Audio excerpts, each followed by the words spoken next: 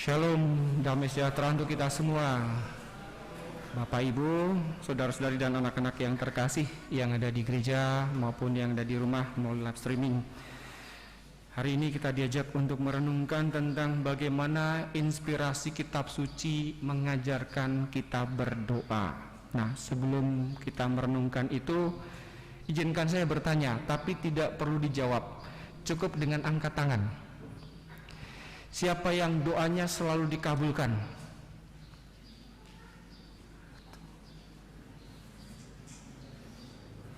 Oke, terima kasih. Siapa yang doanya tidak pernah dikabulkan?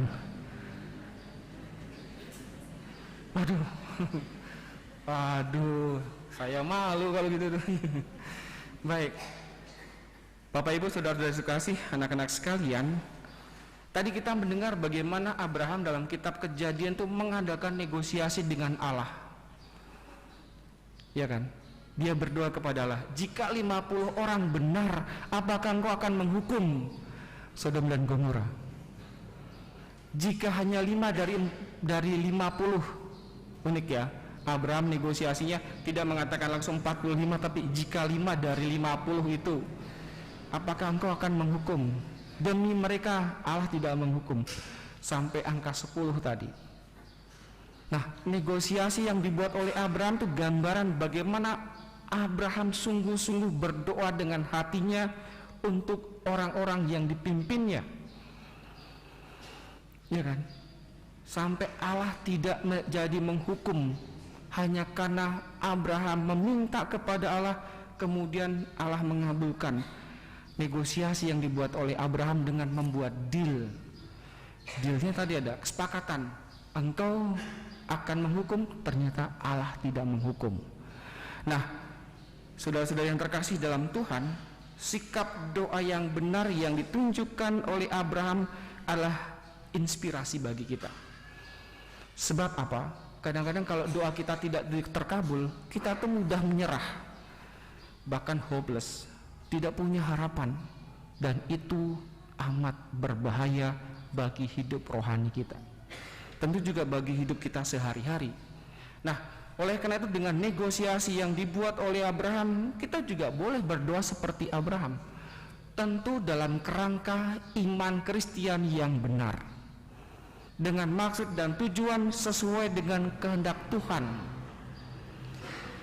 Di gereja Katolik itu terkenal banyak doa-doa devosi kepada Santa Perawan Maria, kepada Hati Kudus Yesus, kemudian kepada Sakramen Maha Kudus dan sebagainya.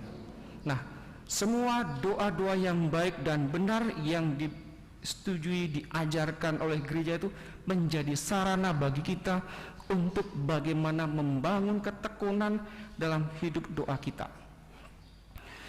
Makanya kalau orang atau umat bertanya, Romo, kalau salah satu hari kita tidak mendoakan doa novena yang sedang saya jalankan, sah atau tidak? Pertanyaan yang baik, menyadari bahwa doa itu seperti kalau tidak dijalankan tidak lengkap, ya kan? Romo, boleh nggak kalau hanya novena yang saya doakan hanya 3 kali dan seterusnya? Padahal dengan kata novena itu 9 kali. Nah, Bapak Ibu saudara-saudari anak-anak sekalian, sikap doa yang benar kemudian dipertajam oleh ajaran Yesus. Yesus selesai berdoa, kemudian berjumpa dengan murid-muridnya yang mengungkapkan isi hatinya, Guru, ajarlah aku berdoa seperti murid-murid Yohanes. Karena Yohanes mengajarkan doa. Nah, yang diajarkan oleh Yesus itu benar-benar satu doa yang benar. Dalam firman Tuhan dikatakan, apabila kamu berdoa, katakanlah, Bapa, dikuduskanlah namamu, datanglah kerajaanmu, berilah kami setiap hari makanan kami yang secukupnya, dan ampunilah dosa-dosa kami, sebab kami pun mengampuni setiap orang yang bersalah kepada kami, dan janganlah membawa kami ke dalam pencobaan. Doa yang indah. Semoga doa ini menjadi doa yang didaraskan dengan penuh kesadaran. Karena dalam doa ini diungkapkan pertama-tama menguduskan Bapa yang ada di surga. Kemudian memohon kerajaan-Mu datang. Bapak Ibu siap nggak kalau kerajaan Allah datang sekarang? Siap nggak? Siap nggak? Akhir zaman kan?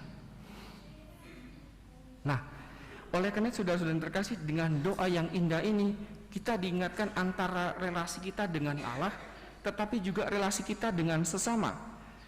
Dikatakan demikian, sebab kami pun mengampuni setiap orang yang bersalah kepada kami, dan janganlah membawa kami dalam pencobaan. Dalam dimensi doa itu ada dua sisi. Yang pertama relasiku dengan Allah, yang kedua relasiku dengan sesama. Buah-buah dari doaku diwujudkan dalam kehidupan komunitas gereja, yaitu keluarga-keluarga kita. Oleh karena itu, gereja mengajarkan keluarga adalah eklesia domestika, gereja kecil yang terkecil, yang pertama-tama orang tua karena sakramen perkawinan bertanggung jawab memperkenalkan, mengajarkan iman yang benar kepada anak-anaknya. Bentuk yang diajarkan adalah mengenalkan doa-doa tadi, doa-doa yang indah, supaya apa? Sejak kecil anak-anak terbiasa dengan doa yang diajarkan oleh orang tuanya. Dan tanggung jawab terbesar dalam pendidikan iman anak bukan hanya doa, tetapi tentang bagaimana hidup menjadi orang yang beriman. Dan Bapak Ibu punya tanggung jawab yang istimewa atas rahmat panggilan. Kita mengetahui bahwa dalam gereja Katolik panggilan hidup itu terbagi bermacam bentuk. Ada yang bentuk sebagai klerikus atau laikus.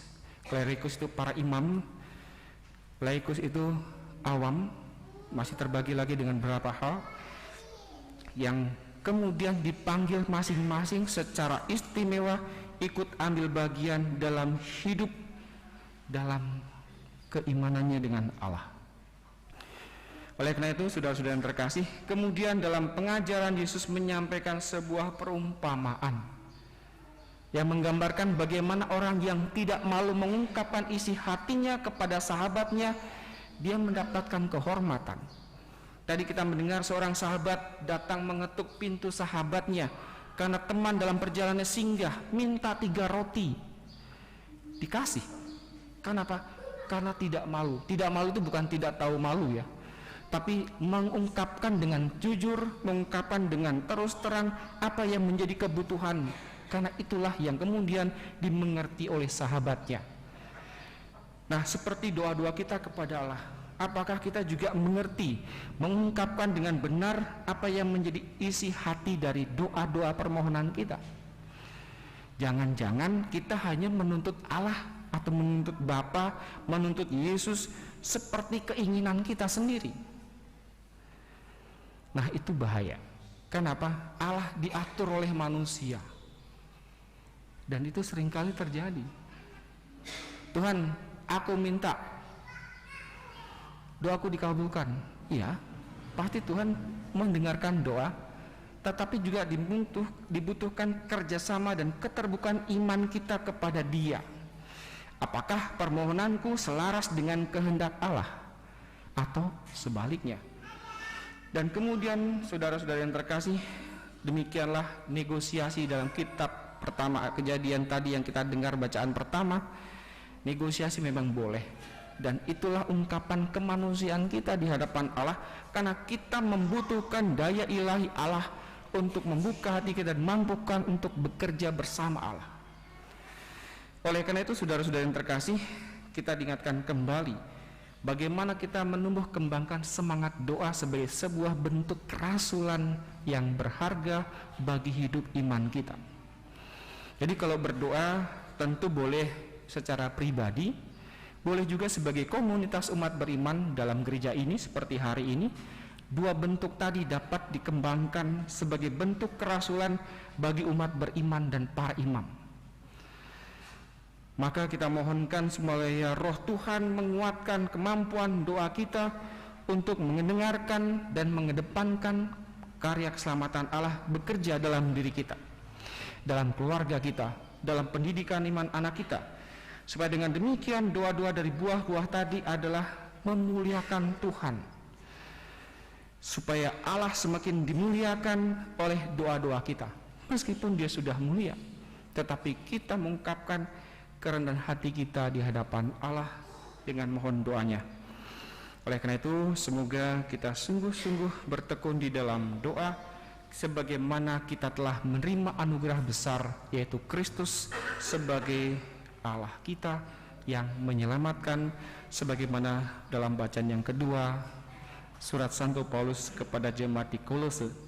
Bersama Kristus kamu telah dikuburkan dalam pembaptisan, dan bersama Dia juga kamu turut dibangkitkan oleh kepercayaan akan karya kuasa Allah. Dia yang telah membangkitkan Kristus dari antara mati, kini telah menebus kita. Tuhan memberkati.